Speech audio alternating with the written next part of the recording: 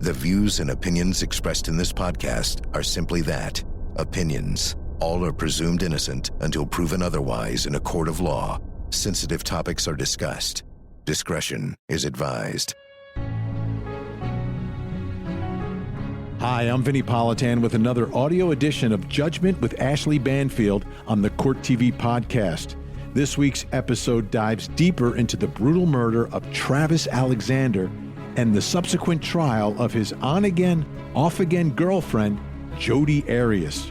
Her name would become infamous as this shocking trial unfolded on televisions across the nation, featuring interviews with friend of Travis Alexander, Dave Hall, author Josh Hoffner, and ASU professor of psychology, Dr. Jessica Salerno.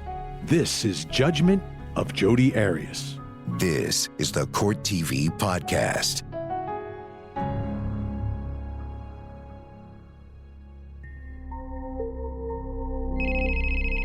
Hey Jodi, Detective Steve Flores with Mesa, Arizona Police Department. Oh, hey, how are you? Good. You needed to talk to me about something? Well, I just wanted to offer any assistance that I might have. I was a really good friend of Travis's, and I noticed I don't know a lot of anything, but... What have you heard so far? I heard that he passed away and that... I don't know. I've heard all kinds of rumors. I heard there was a lot of blood. When we first arrived on scene and started talking to people, some of his closest friends began mentioning your name. You know, hey, you need to call her because she probably knows what happened to him, or she possibly had something to do with it. Oh, gosh. I needed to talk to you to find out why they would say something like that.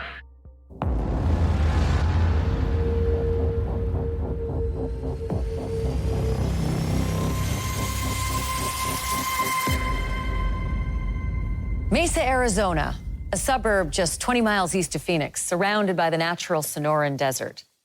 Visitors flock to this playground for hiking, golfing, and baseball spring training. But on the night of June 9th, 2008, this oasis was rocked by the discovery of 30-year-old Travis Alexander's body. He'd been stabbed 27 times, his throat was slit, and he'd been shot in the head. Travis was a devout member of the Mormon Church with a wide social circle. So who could have committed this brutal crime? Investigators had only one suspect, his ex-girlfriend, a young woman whose name would become infamous, Jodi Arias. I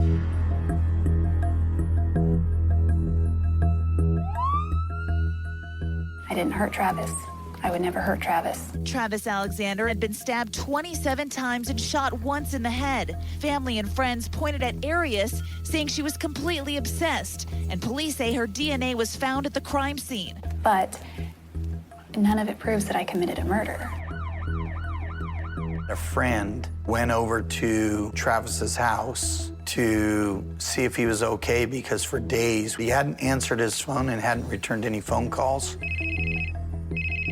As soon as they opened the door, the odor gave it away that something's wrong. Then they saw the blood in the bedroom down the hallway and found him in the shower.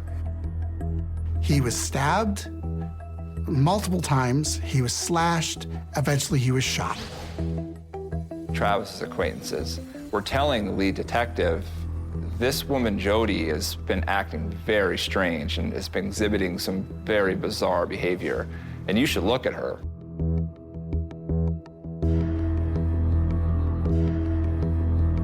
How would you describe your relationship with him? We had lots of fights. Was there a lot of issues? I mean, obviously it wasn't a great relationship. It was great for a while. Travis was one of the funniest, outgoing, charismatic guys I've ever met in my life. The guy would light up a room. When Travis met Jodi, I thought, how far can this relationship go? It's a long-distance relationship. I kind of viewed it as more of a one-night stand that ended up lasting more than a night. Travis was very devout in his religion. He was a member of the Church of Jesus Christ of Latter-day Saints, also known as the Mormons. He still wanted to make himself available to women that were more likely to be Mrs. Alexander. My impression of Jodi was that she desperately wanted to get married. She believed that a Mormon man would be a family man, that he would marry her. He kind of treated Jodi Arias like the other woman. She didn't get to know a lot of his friends, and when she did, they didn't like her. He kind of kept her around because he could have sex with her. I don't think he ever thought, this is the woman I'm gonna marry. It was a relationship that was based a lot on lust. Up to that point, her life was a series of dead-end jobs where she just kind of bounced from one gig to another in pursuit of something that she found, I think, ultimately with Travis Alexander. Once they broke up, things really went off the rails, and it led to a savage killing. Were you at Travis's house on Wednesday? Absolutely not. I was nowhere near Mesa. I can't deny this evidence. Your pictures on that date with him. Your blood is in the house, mixed with his. And your palm print is there in blood. It's over. When Jodi was arrested, the feeling was relief. It was about time. First, she said she didn't do it, and then she changed her story to the masked intruder theory. Jodi Arias is sticking to her story that two mystery killers murdered her former boyfriend, and she's convinced a jury will believe her. No jury is going to convict me Why not? because I'm innocent, and you can mark my words on that one. No jury will convict me. In the Superior Court of the State of Arizona, in and for the County of Maricopa, the State of Arizona versus Jodi Ann Arias, indictment, count 1, first-degree murder, premeditated murder. This is not a case of whodunit. The person who done it, the person who committed this killing, sits in court today. It's the defendant, Jodi Ann Arias. Prosecution's contention was Jodi decided to make a road trip, and she shows up at Travis Alexander's house unannounced. They proceeded to have a pretty passionate day or two of lovemaking.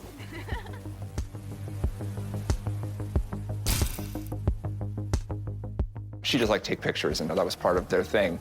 On this particular day, it was poses of him in the shower. And then she stabbed him over and over and over again and slit his throat, and then shot him. Jodi Arias killed Travis Alexander. There is no question about it. The million-dollar question is what would have forced her to do it. It was Travis's continual abuse. And on June 4th of 2008, it had reached a point of no return. And sadly, Travis left Jodi no other option but to defend herself. The story switched to self-defense, that Travis was an abusive lover. The defense couldn't say it was somebody else. Everybody knew, including Jodi, including her defense, that she was the one who did it. These are photographs of the hallway. This right here is... red staining on the carpet in the master bedroom. What are we looking at here? That is reddish brown substance that was inside and on top of the sink in the master bathroom. 25. You had a prosecutor who was not shy about displaying gruesome and lurid images. What Juan Martinez wanted to do was make sure that there was no doubt in any juror's mind that she deserved the death penalty which he was seeking. He was going to stop at nothing to make sure that they knew she was guilty and that they all decided to vote his way. We're at Travis's house, and I have pictures of you, pictures of him, dated and time-stamped on the day he died. Are you sure it's me? I mean, because I was not there. Straight out of the gate, the prosecution's strategy was to show just how violent and gruesome this crime really was by displaying graphic photos to the jury. The most unsettling were the autopsy photos of Travis Alexander. And I want to warn you, what you're about to see will be disturbing to some viewers. Taken together, all the wounds of the back and the head could have been fatal from bleeding over time. The most significant wounds are going to be the neck wound, the stab wound that penetrates the heart, and then also the gunshot wound. The photos of Travis's body, slashed and stabbed, elicited a lot of gasps and emotion and tears from the family. It affected Jodi. Most jurors have not seen anything like this in their lives. They're incredibly disturbing. They cause very strong emotional reactions, anger, disgust, a sense of moral outrage, and a real need to see someone punished. It can actually start a biased processing of all of the evidence to support convicting someone. Of the three that we've talked about, two of them, the one to the neck and the gunshot to the head, those appear that those would cause unconsciousness quickly. Immediately. Yes. And the one to the chest would not. Less likely. We have the defensive wounds to the hands. What does that tell you about the sequencing of these three injuries? I believe the wounds to the hands must have occurred before the fatal injuries, either of the head or of the throat. According to the medical examiner, he was shot in the head after he was stabbed 30 times. It was really important to undercut the only argument they had, which was a self-defense claim. What is it that we're looking at here? A latent palm print that has been developed on the wall, individualized as the left palm of Jodi Arias. Do you recognize those photographs? Yes, I do. These photographs depict the washing machine. There was a memory card inside of the washing machine that was also collected. This was not a case where we're dealing with a criminal mastermind who covered her tracks so carefully. There was a digital camera that Jodi Arias put in the washing machine, presumably to destroy the memory card. Are you able to find the date and time that the images were created? These images, when you take them with this camera, it embeds the date and time that the camera has set on it to the file itself. And so with the photographs, at least that's some of them, comes the date and time. Yes. Exhibit 162. There's a stain that looks like blood. After the killing, she apparently dropped the camera or accidentally shot an image of her foot near the bloodstains. They literally had crime scene photos from the defendant, which doesn't happen too often in capital murder cases. As part of the investigation, did you have occasion to sit down and talk to the defendant about the killing of Travis Alexander? Yes, I did. What if I could show you proof you were there? I wasn't there. Be honest with me, Jodi. I was not at Travis's house. You were at Travis's house, and I have pictures of you, pictures of him, dated and time-stamped on the day he died. Are you sure it's me? I mean, because I was not there. It's you. I know you took pictures of him in the shower just before he died. And the camera actually took a couple of photos by accident during the time he was being killed. Really? Yeah, Jodi, really. You were there. Quit playing this game. She didn't think, oh, the jig is up. I might as well just confess. I might as well just plead guilty and take my punishment. That's not Jodi Arias. Did you also talk to her about this .25 caliber handgun that had been ostensibly taken during a burglary? Yes. It's reported a gun stolen. .25 auto. Just happens to be the same caliber as the weapon used to kill him. A .25 auto was used to kill Travis. Yeah, along with multiple stab wounds. Her grandparents owned a .25 caliber pistol that mysteriously disappeared as part of a break-in in the days leading up to the killing. Find the gun? Maybe that was... Jodi, we're just playing games here. That gun was in your possession. If Travis were here today, he would tell you that if it wasn't me. My job is to speak for Travis right now. And everything Travis is telling me is that Jodi did this to me. She would have stuck to that story if the evidence didn't force her to change her story. You're telling me that some other people were there. I don't know who they were. This is the shower. I'm sitting here. I was like right here on my knees, and his backside was right here, and I was taking him here. And I was just going through the pictures, and I heard this loud ring. And I don't really remember except Travis was screaming.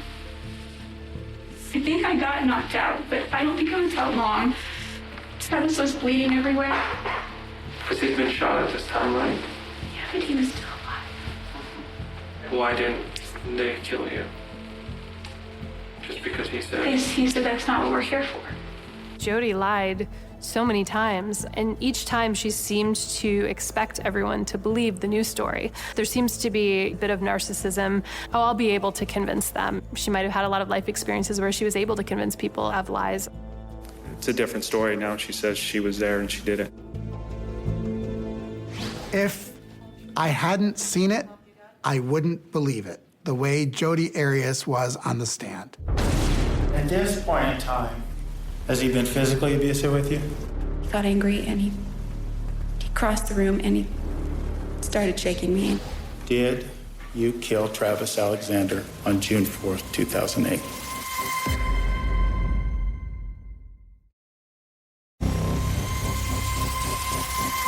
Juan Martinez and the state had delivered a compelling case with mountains of strong evidence. Now it was up to the defense to present Jodi's side. You could have heard a pin drop when her lawyers made a stunning move. They called Jodi Arias herself to the stand. The defense calls Jodi Arias.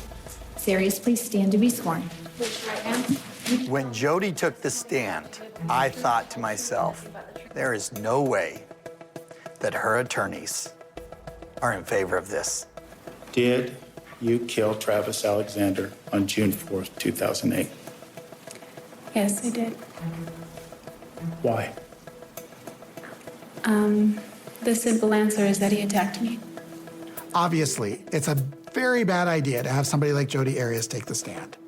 However, if the entire defense is he was abusive to me, you have to have her take the stand. It couldn't be anybody else. You got a sense of Mr. Alexander having an interest in you that wasn't strictly business, right? Yes. We began to see each other about once or twice a month. It felt a little bit used. What do you mean, though, that you felt used? Well, you know, he gets a hotel room, I show up, we hang out, we have sex. He's not mentally present. I'm getting a lot of attention, but only while we're engaging in sexual activity. And then we check out and he takes off. And I kind of felt like a prostitute, sort of. I did not like the defense strategy in this case. I had talked to the lead attorney, and he wanted to bring up their sexual lives. And I said, please don't do that. Domestic violence needs to be the centerpiece of your case. And if you bring up their sexual behavior, she will be labeled a slut, and he will get a free pass. I found out that he was cheating on me. You essentially broke up that day over the phone. Yes, that was our end date, you could say. Do you remember the exact date, or? Yes, I remember the date. It was June 29th. After you have this breakup, is that the last you hear of Travis Alexander? No. Was the sexual relationship still ongoing? It was ongoing. This cycle began to develop where there would be a fight, and then we would make up, and it would turn sexual, and then everything would be okay for a little while. Jodi did not feel comfortable with her lead defense attorney. Kurt was probably not the best one for the job. Has he been physically abusive with you? Yes, that's correct. He got angry, and he started shaking me, and he said, I'm sick of you. And he body slammed me on the floor, called me a bitch, and he kicked me in the ribs. Why didn't you call the police? I would have never called the police on Travis. Why not? I wouldn't have betrayed him. I was loyal to him. Jodi Arias was on the stand for more than 16 days, and she recounted her entire life story, often in very graphic detail. He was very mean to me at times, and when he wanted phone sex or something like that, he was really nice, and I liked that side of him. I'm really excited by a little adventure. They write novels about this stuff, and it sells. But you and I can become millionaires. the pictures of the today, they're still hot. Like, what are we going to do with our stuff? We are just horny toads. All this was an attempt to make the jury disgusted, to hope that they could find a crack in one of those people that maybe had some child abuse in their life, and this would be a trigger enough to hang that one person. The evidence was so stacked against Jodi, they had to grasp at these straws that were just completely disgusting. The very last time I called Travis, he had been guilting me, kind of making me feel bad that I was taking this big trip and that I wasn't going to see him. Since I was driving south, he wanted me to come to Mesa, so I went. When you went to Mesa, did you have the expectation that part of the activity would be to have sex with Travis? Yes. Took these pictures with Mr. Alexander's camera you were telling us yesterday, correct? Yes, that's correct. We were trying out different poses, and then we were checking the photos, and as I moved the camera, it slipped out of my hand, and then it rolled onto the tile. At that point, Travis flipped out. He was screaming that I was a stupid idiot, and he body slammed me again on the tile. So I ran into the closet and I slammed the door, and I remembered where he kept a gun. There's no evidence to support Travis ever owning a gun anywhere, but yet she knew a secret hiding place that he kept it. And it just so happened to be a .25 caliber gun that happened to have been stolen from her grandparents a week before she drove to Travis's house and murdered him. I grabbed the gun, I pointed it at him. I thought that would stop him. As he was lunging at me, the gun went off. I didn't mean to shoot him or anything. I didn't even think I was holding the trigger. I just was pointing it at him. And I didn't even know that I shot him. He said, "Kill you, bitch." He had almost killed me before, and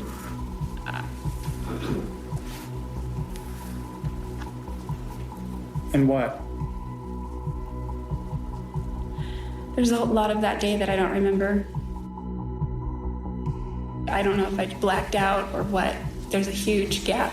And the most clear memory that I have after that point is driving in the desert. What Jodi did, shooting Travis and then stabbing him 27 times, is horrific. I think she started in self-defense. Once you start stabbing somebody and you've been humiliated by them and you have a rage that's inside of you, that rage comes out, and that you are now no longer in your cortex, you're in your reptilian brain. Do you remember stabbing Travis Alexander? I have no memory of stabbing him. I have a million regrets. I was scared of him and I reacted, but I will always regret everything about that. When it got to the cross-examination where Juan Martinez really went after her, it sort of went into a whole new level. You would acknowledge that Mr. Alexander was stabbed, right? The defense painted a picture of an unhealthy sexual relationship, one in which Jodi said Travis Alexander was physically, mentally, and emotionally abusive. With those allegations hanging over the courtroom, it was up to Juan Martinez to turn up the heat and challenge Jodi on the stand. Ms. Arias, you are still under oath. Do you understand? Yes. Mr. Martinez, you may continue with cross-examination.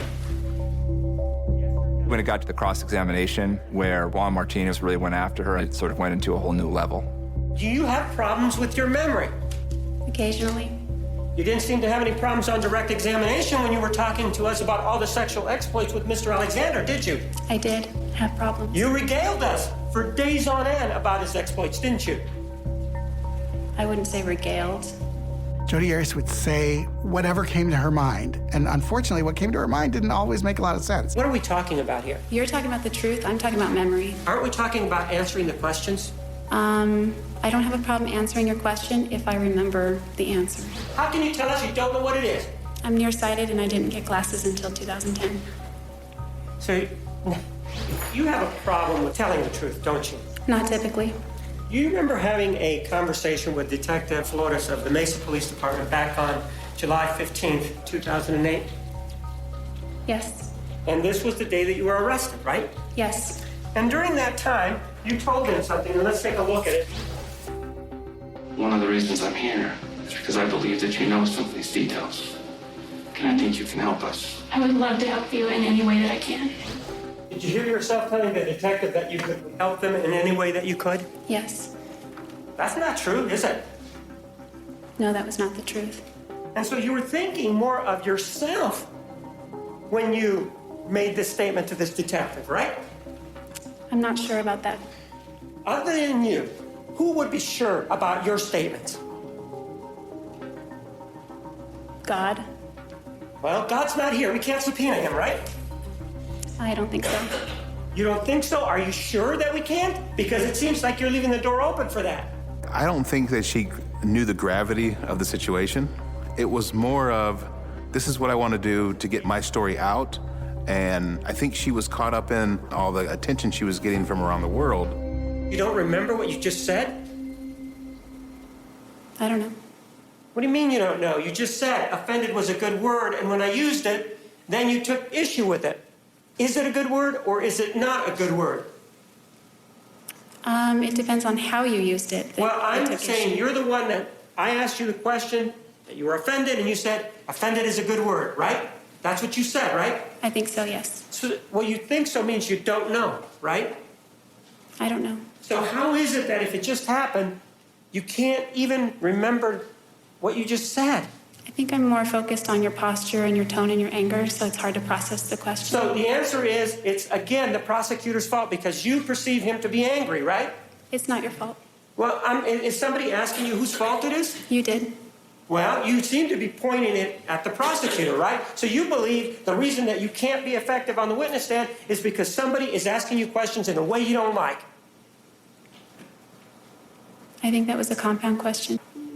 Juan Martinez and Jodi Arias, even though they were adversaries in this case, in some ways were a match made in heaven in terms of the spotlight. They both very much liked the spotlight, and there was a lot of conflict with them. The combative nature of Juan Martinez's questioning of her, combined with some of her responses to him, it was definitely a cat and mouse game. Based on what you tell us, there's this gunshot that rings out, right? Yes. And then you don't remember anything, right? I didn't say that. I said it got foggy after that point. The point where I can't remember anything is after he said, after he threatened my life. What's that? After he threatened my life. Well, what is it that he said? Kill you, bitch. So after kill you, bitch, you don't remember anything else, right? No. He kept trying to wear her down and wear her down and wear her down. And you started to see that have some success. She really started to break down on the stand and really started to get emotional. You would acknowledge that Mr. Alexander was stabbed, right? Yes.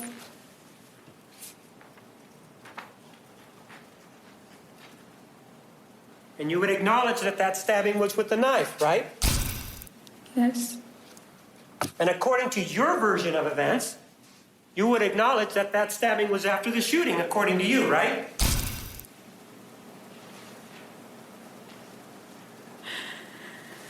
I don't remember.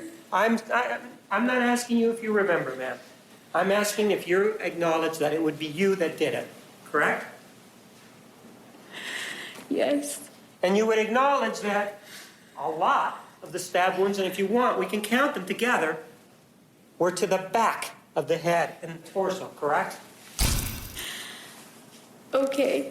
Well, no, I don't count them. I don't know. I'll just take your word for it. Would you like to take a look at the photograph? No. I don't think the jurors trusted Jodi Arias.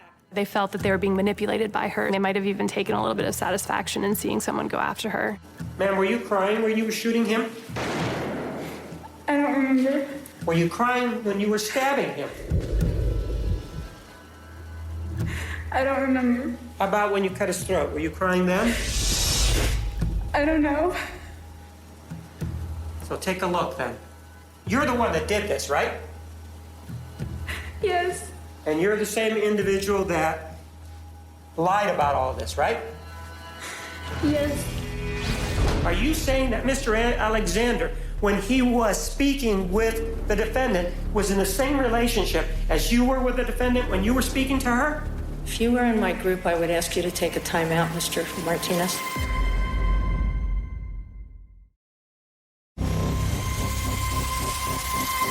After a jaw-dropping 14 days on the stand, Jodi left the jury with many unanswered questions.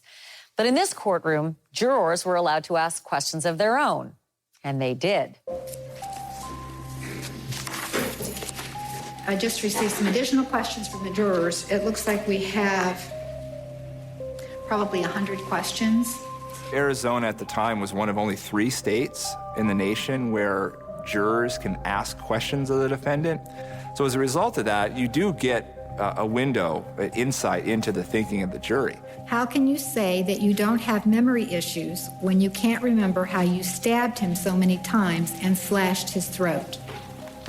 I think that I have a good memory, and June 4th is an anomaly for me. After all the lies you have told, why should we believe you now? Lying isn't typically something I just do. I'm not going to say that I've never told a lie in my life before this incident, but the lies that I've told in this case can be tied directly back to either protecting Travis's reputation or my involvement in his death. Would you decide to tell the truth if you never got arrested?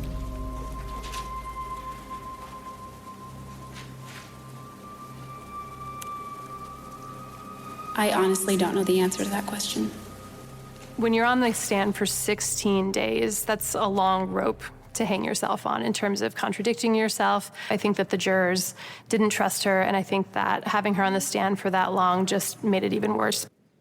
Defense calls Dr. Richard Banfield. Raise your right hand. I want to talk to you a little bit about memory. Miss Arias described it like being in a fog. Stress occurs in situations that we call fight or flight. A large percentage of individuals who are in such settings have cloudy and foggy memories.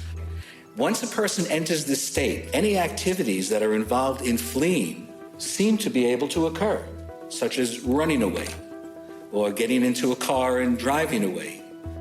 Bringing in mental health experts at the time that they were brought in, that was a Hail Mary pass. I don't think that it really resonated with the jurors that much at all. Sir, isn't it true that on a separate occasion you actually provided the defendant with a gift? No. Well, sir, do you remember providing her with a book called Erroneous Zones? Yes. You have a relationship with this individual that you feel is appropriate that you buy her at least one gift, correct? I bought her a self-help book. That creates an issue of your objectivity in this case, doesn't it? I didn't think so. Isn't it true that she discussed thoughts, feelings, conversations associated with the trauma in the 48 hours interview? Yes. Isn't it true that this compassion entered into your evaluation? I'm sorry, I don't see it that way. Right, you wouldn't see that way because you have feelings for the defendant, right? I beg your pardon, sir. In your experience, do you often see women who ever have proof of physical abuse? No. A lot of women have no proof of physical abuse because they haven't reported. You're not wanting to get your partner in trouble, so you don't tell anybody. You don't, and you lie about what happened in a medical report. So if you go to the doctor and you've got, you have to have stitches, you say that you fell. I never would have taken this case if I did not believe she was a battered woman and if I did not have evidence to support that. I looked at the rants that he would go on, the names that he would call her, and the fact that she talked about 4 physical incidences. Given everything you know about the abuse that's occurred before and now the kicking on this time, how would you characterize their relationship? I would call it a domestically abusive relationship. Are you familiar with the concept of secondary gain? Yes, I am. And the concept of secondary gain is that if it's to the person's benefit, they may be deceitful. Secondary gain is not only part of whether somebody is going to get something from an expert witness or an attorney, secondary gain also implies what you're going to get when you're having a sexual encounter with somebody. Are you saying that Mr. Alexander, when he was speaking with the defendant, was in the same relationship as you were with the defendant when you were speaking to her? If you were in my group, I would ask you to take a time out, Mr. Martinez. Juan Martinez was the most abusive, disrespectful prosecutor I've ever dealt with. The way they would prep me for my next day would be to yell at me, because that's what he did. Do you agree or disagree with Dr. Samuels that the defendant may be diagnosed with post-traumatic stress disorder? I disagree with that diagnosis. Tell me why you disagree with that. There wasn't symptoms that were consistent with that diagnosis. I diagnosed her on Axis 2 as borderline personality disorder. Borderline personality disorder, you can think of it similar to what we see in teenagers often. This sense of immaturity, it's about instability, unstable interpersonal relationships, unstable emotions, and an unstable sense of identity, meaning who am I as a person? There's this constant fluctuation. There's a lot of manipulation. Do you have an opinion as to whether or not there was any memory issues or any memory loss associated with fight or flight? I don't believe that she was in a fight or flight state, or that there was memory loss as a result of that. If you've been around long enough, you know anything can happen. It takes one juror. So there's always a moment where you think, is she gonna get away with this one? State of Arizona versus Jodi Arias, verdict, count 1. After 55 days of testimony, jurors would finally hear closing arguments. And in a death penalty case, it is possible that nothing could be more important. First up, the prosecution, followed by the defense. It would then take only a few short days before that jury would make up their minds about Jodi Arias.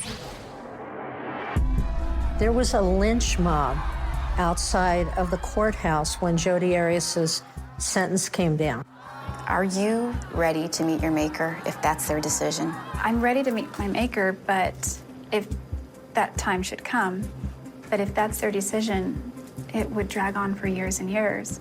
Please stand for the jury. Please be seated. Mr. Martinez. This individual, the defendant, Jodi Arias, killed Travis Alexander. And to top it all off, she has indicated that she is innocent, that no jury will convict her. As you decide this case and you attempt to reconcile the lies with what actually happened, keep in mind that the defendant has attempted to manipulate you.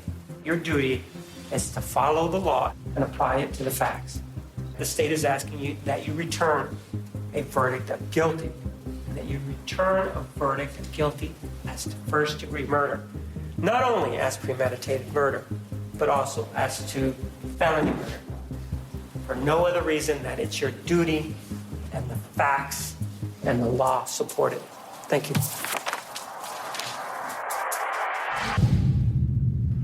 Kirk Nurmi and Jennifer Wilma were dealt a tough hand here. They had a defendant whose story had changed now 3 times, whose self-defense claims didn't really add up, a woman who had a steel trap memory for every detail of her life that clearly was evident when she was testifying, but then she has no memory of the killing whatsoever.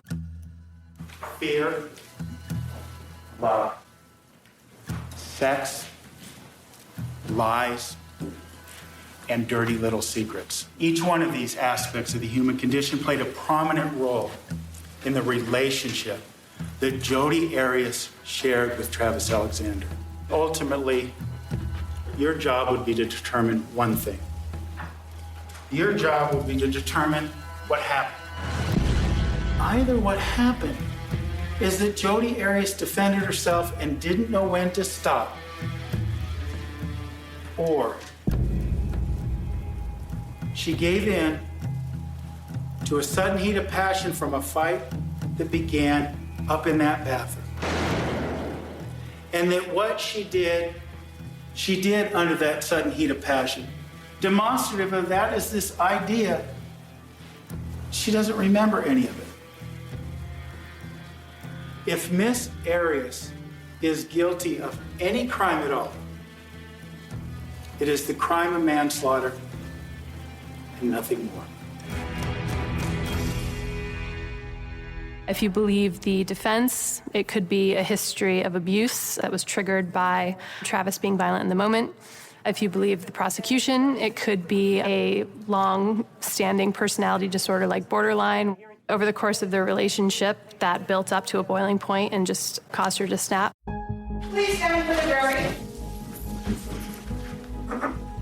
Anything can happen. It takes one juror. So there's always a moment where you think, is she going to get away with this one? The clerk will read and record the verdict. Even as confident as you are with all the evidence, there's that sick little angel on your shoulder that says, there's a snowball's chance in hell for everybody. State of Arizona versus Jodi Arias, verdict, count 1. We, the jury, duly impaneled and sworn in the above entitled action upon our oaths, do find the defendant as to count 1, first-degree murder, guilty.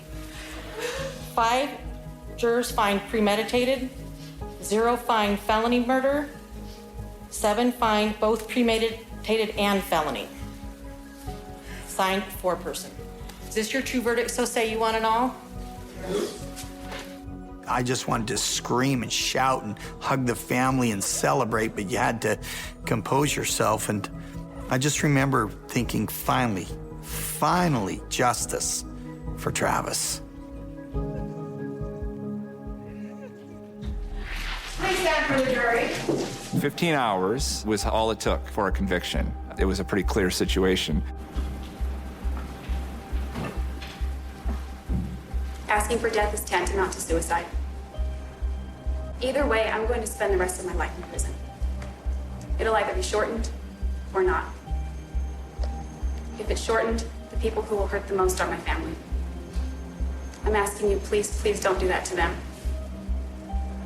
I've already hurt them so badly, along with so many other people. I want everyone's healing to begin. Thank you. I don't think she got a fair trial. She wasn't provided the best possible defense by her lead attorney, and I don't think her prosecutor was ethical. State of Arizona versus Jodi Arias, sentencing verdict. No unanimous agreement, signed, 4-person. Is this your true verdict, so say you want to know? Yes. They had 11 people who were all on board for the death penalty and 1 holdout who essentially saved her life. Her history of abuse was a mitigating factor. Juan's going to be disbarred or on the verge of being disbarred. Her defense attorney is now a comedian. This was a domestic violence case that went terribly wrong. These were 2 very bright young people. Both needed therapy, support to be able to deal with the trauma in their lives, and they didn't get that help. I miss Travis a lot. He was just such a compassionate guy. He would have made a great husband, a great father, a great leader in a community. He had everything he needed to have an incredible life.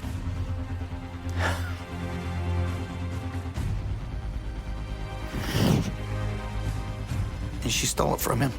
The world lost a great guy when we lost Travis.